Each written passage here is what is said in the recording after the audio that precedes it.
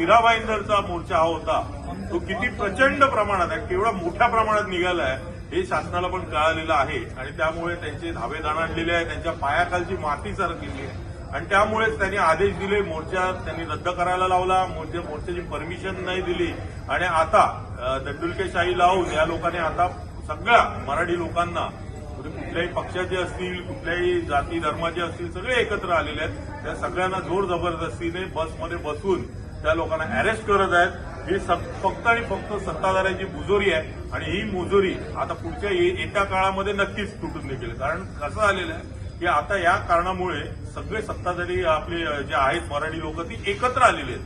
त्याचा उद्रेक एवढा होणार आहे ना, हे आता येणाऱ्या थोड्या वेळात तुम्हाला दिसेल. सगळीकडून निघालेले आहेत. पोलीस किती पुरे पडणार आहेत आम्हाला? नाही पडणार आहे. आणि पोलिसांचा वापर करून बळजबरी करून आम्हाला जबरदस्ती इकडे मग त्या महिला बघितल्या नाहीत, कोण काही बघितलं नाही, या लोकांना धक्के मारून त्यांना हाताला खेचून त्यांना त्यांची हे करून त्यांना आतमध्ये बसवलेलं बसमध्ये या पद्धतीने आणलेलं आहे. हा आम्ही निषेध करतो. हे चुकीचं चाललेलं आहे आणि याचा उद्रेक होणार.